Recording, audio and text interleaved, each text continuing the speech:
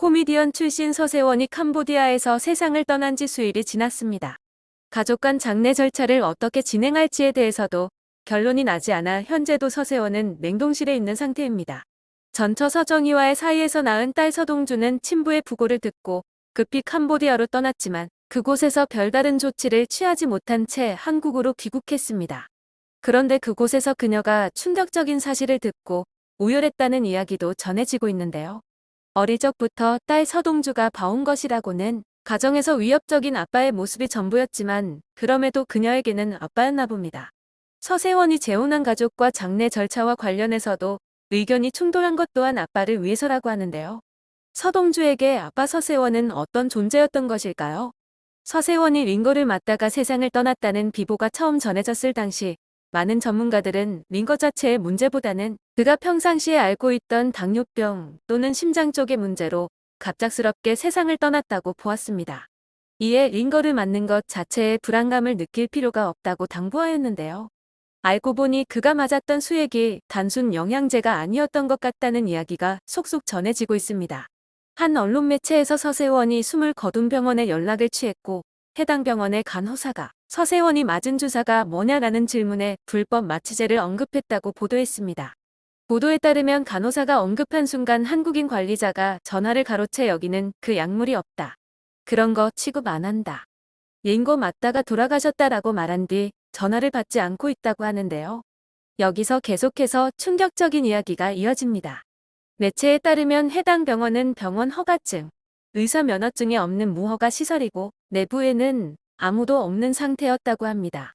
함께 공개된 병원 내부 사진에는 텅 빈 의약품 냉장고, 유통기한이 초과한 수액 등이 담겼습니다. 서랍 안쪽에는 개봉 흔적이 보이는 불법 약물도 있었습니다. 이렇게 자신의 아빠가 단순히 쇼크로 목숨을 잃은 것이 아니라는 것을 눈치챘던 것일까요? 앞서 서세원의 재혼 가족 측은 캄보디아 현지에서 화장하고 장례를 치르려고 했습니다. 하지만 딸 서동주가 현지 화장을 극구 반대하면서 서세원은 현재도 냉동 상태로 안치되어 있습니다. 이에 앞서 병원 이야기에서도 수상한 정황이 포착된 박 부회장은 현지에서 장례 및 화장을 진행한 뒤 한국에서 다시 장례를 지내는 걸 유족에게 제안했다고 하는데요. 그는 서세원 누나가 화장을 반대하는 것으로 안다. 그런데 옮기려면 최소한 일주일에서 열흘 정도 걸리고 비용도 만만찮은 상황이다. 일단 유족들과 절차를 논의해 봐야 할 것 같다라고 설명했습니다. 과연 정말 비용과 시간 때문에 그는 캄보디아에서 화장하기를 계속해서 유가족에게 제안하는 것일까요?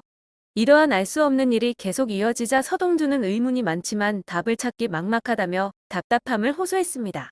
서동주는 자신이 아는 게 너무 없다며 최초 신고자가 누군지, 링거와 수액을 가져갔는지, 간호사 진술은 받았는지, 약물 검사 여부를 알아야 한다고 이야기했습니다. 또한 상식적인 질문을 하고 싶은데 자신이 듣는 이야기는 링거를 맞다 돌아가셨다는 게 전부라며 답답함을 토로했습니다. 어떤 일들이 벌어지고 있는지 현장에 가서도 정확하게 알 수 없는 상황이니 서봉주가 얼마나 답답해할지 그 마음이 가늠이 안 될 정도입니다. 아무리 과거의 엄마와 자신을 힘들게 만들었어도 아버지의 별세에 조금이라도 수상한 점을 놓치지 않고자 하는 서동주인데요. 서세원의 전처 서정희와 그 딸 서동주는 서세원으로 인해 오랜 시간 고통을 받았습니다.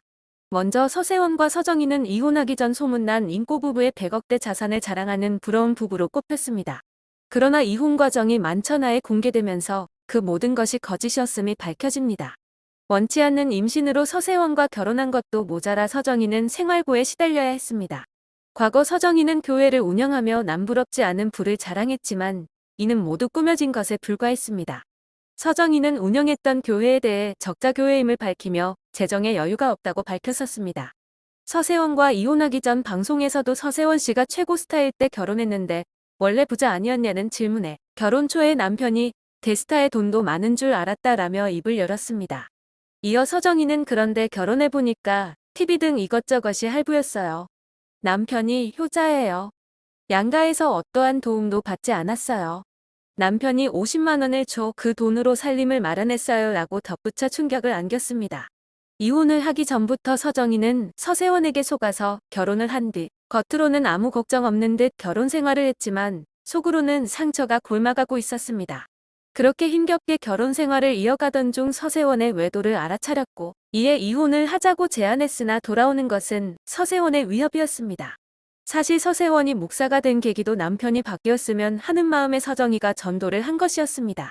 목사 안수를 받고 달라진 서세원의 모습에 서정희는 안도를 했지만 그 행복은 오래가지 않았습니다.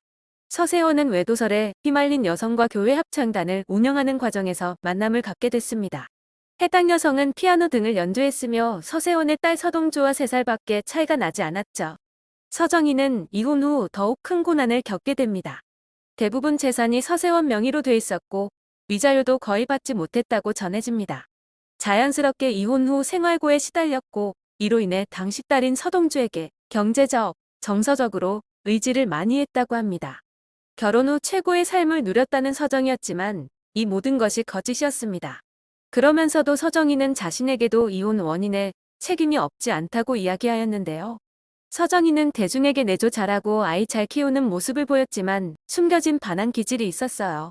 잘 참다 한 번씩 올라올 때는 걷잡을 수 없을 정도로 대성통곡을 해서 그를 힘들게 했어요.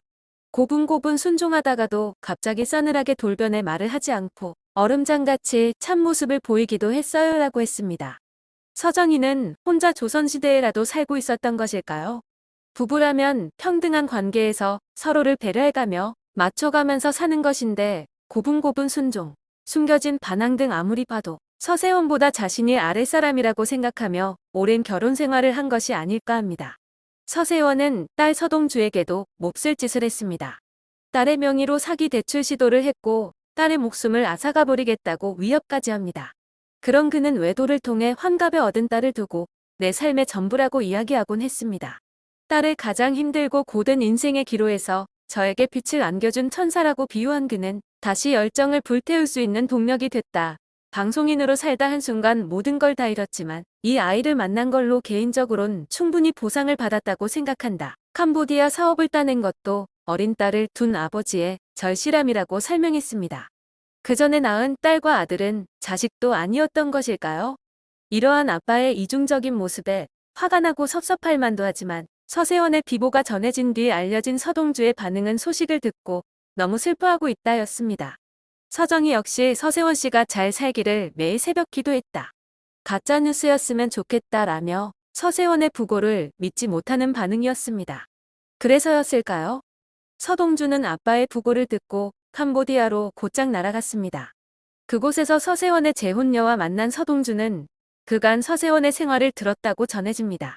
3조 원에 이르는 사업을 준비 중이라고 보도되는 등 여러 사업을 진행하며 막대한 부를 쌓고 있을 줄만 알았던 서세원은 사실 팬데믹 상황이 이어지면서 사업 진행이 멈췄고 현지 고위층에게 사기까지 당하며 쉽지 않은 나날을 보내고 있었습니다.